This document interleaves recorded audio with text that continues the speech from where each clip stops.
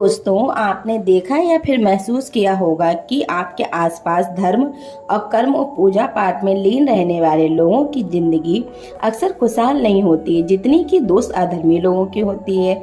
ये सब देखकर आपके मन में कभी ना कभी तो ये सवाल जरूर ही उठा होगा कि आखिर अच्छे लोगों के साथ बुरा ही क्यों होता है। परंतु आज के अधिकतर जनमानस इस रहस्य के बारे में नहीं जान, जिसका सबसे बड़ा कारण है कि वे धर्म ग्रंथों को सही से पढ़ते ही नहीं है या फिर उसमें लिखी बातों पर विश्वास या अमल नहीं करते हैं। आज के इस वीडियो में हम आपको यही बताएंगे आखिर अच्छे लोगों के साथ हमेशा बुरा ही क्यों होता है। तो दोस्तों, आपने भगवत गीता के बारे में तो सुना ही होगा। भगवत गीता एक ऐसा ग्रंथ है जिसके मनुष्य में उठने वाले हर प्रश्न का उत्तर आपको विस्तार में बताया गया। भगवत गीता में वर्णित कथा के अनुसार अर्जुन के मन में जब भी कोई दुविधा या सवाल उत्पन्न होता था तो वो समाधान के लिए श्री कृष्ण के पास पहुंच जाते थे। एक दिन की बात है कि अर्जुन भगवान श्री कृष्ण के पास आए और उनसे बोले, हे वासुदेव, मुझे एक दुविधा ने घेर रखा है और इस समाधान आप ही बता सकते हैं। मन में दुविधा का विस्तार मैं आपसे जानने के लिए आया हूँ। अर्जुन ने कहा, है धनंजय, मेरे मन की दुविधा का विस्तार आपको ही दूर करना होगा और तुम्हें ही हल बताना होगा। तब अर्जुन ने बोले, हे नारायण, कृपा करके मुझे यह बताइए कि अच्छे लोगों के साथ हमेशा बुरा ही क्यों होता है जबकि बुरे लोगों के साथ खुशहाल दिखते हैं। अर्जुन के मुख से ऐसी बात सुनकर श्री कृष्ण बोले, हे पार्थ, मनुष्य जैसा देखता है या महसूस करता है वास्तव में वैसा कुछ नहीं होता है, बल्कि अज्ञानता बस सच्चाई में कुछ समझ नहीं पाता है।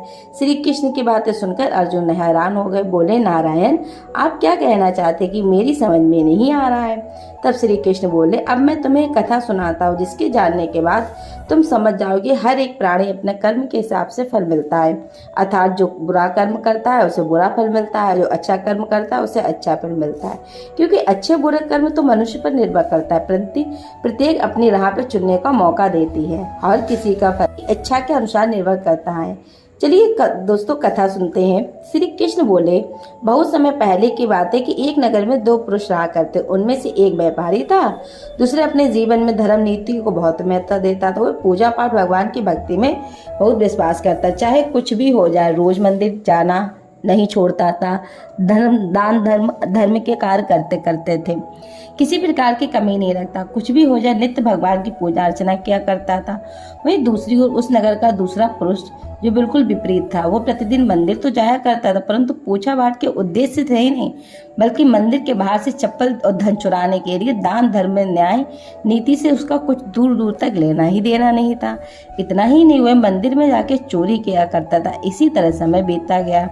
एक दिन उस नगर में जोर की बारिश हुई, जिसकी वजह से उस दिन नगर में पंडित के अलावा कोई ही नहीं था। जब यह बात दूसरे पुरुष को पता चली तो उसके मन में ख्याल होया कि अभी सही मौका है मंदिर से धन चुराने को, और वो बारिश भी मंदिर में पहुंच गया।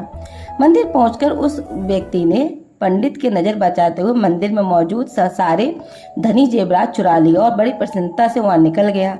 उसी समय धर्म कर्म में विश्वास करने वाला व्यापारी मंदिर दर्शन के लिए पहुंचा, भगवान के दर्शन के, परंतु दुर्भाग्यवश मंदिर का पुजारी उस भले व्यापारी को चोर समझ बैठा।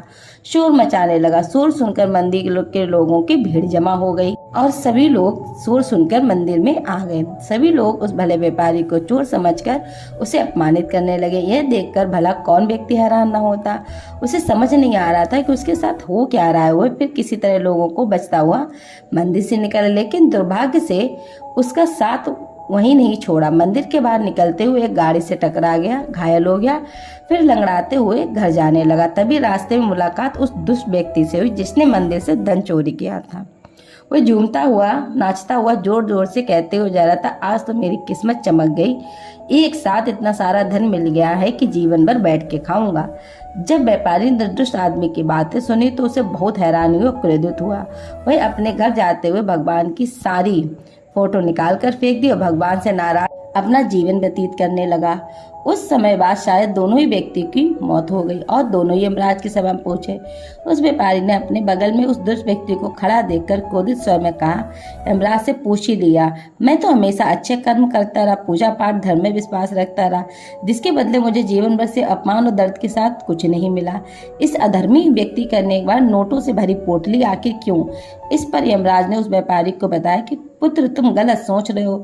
जिस दिन तुम्हें गाड़ी से टक्कर लगी थी वास्तव में उस दिन तुम्हारे जीवन का आखिरी दिन था, परंतु तुम्हारे अच्छे कर्मों के कारण तुम्हारी मृत्यु की एक छोटी सी चोट में परिवर्तित हो गई। और इस दृष्टि की उस जिस व्यक्ति के बारे में जानना चाहते हो तो पुत्र दरअसल इस भाग्य में ये राजयोग था जो उसके दुष्कर्म और धर्म के कारण एक छोटे से धन की पोटली में परिवर्तित हो गया। श्री कृष्ण ने अर्जुन को यह कथा सुनाने के बाद कहा, पार्थ क्या तुम्हें अब तुम्हारे प्रश्नों का उत्तर मिला है? ऐसा सोचना कि भगवान लोगों के अच्छे लोगों के साथ गलत करते हैं, ये आपका नजरिया गलत है। नजरअंदाज कर रहे हैं, ये बिल्कुल सत्य नहीं है। भगवान हमें क्या दे रहे हैं, किस रूप में दे रहे हैं, ये मनुष्य कभी समझ ही नहीं पाता। लेकिन अगर आप अच्छे कर्म करते हैं तो आप सदैव आप पर कृपा बनी रहेगी और उस कर्म का आपको कहीं ना कहीं कैसे भी फल मिलेगा। तो मित्रों, इस कहानी में पता लगता है कि आपको अपने कर्म को बदलना चाहिए, ना कि पूजा पाठ को, मंदिरों को। कर्मों का फल आपको इसी जीवन में मिलता है, तो हमें अपने कर्मों को सुधारना चाहिए। हमें अपने भाग्य पे नहीं, अपने कर्मों पे ध्यान देना चाहिए। अगर हम अच्छे और सत्कर्म करते हैं तो हमें कहीं ना कहीं उसका फल जरूर मिलेगा। श्री कृष्ण ने गीता में बताया कि जब किसी द्वारा किए गए कर्म बेकार नहीं जाता है, भले ही उसका परिणाम आपको देर से मिले, अच्छा हो या बुरा हो, लेकिन उसका परिणाम आपको मिलता है। तो दोस्तों, मैं आशा करती हूँ कि आपको मेरी वीडियो पसंद आई होगी, और मेरी वीडियो पसंद आए तो प्लीज़ मेरे वीडियो को लाइक कमेंट जरूर करना और मेरे चैनल को सब्सक्राइब करना जरूर भूलना नहीं दोस्तों। धन्यवाद।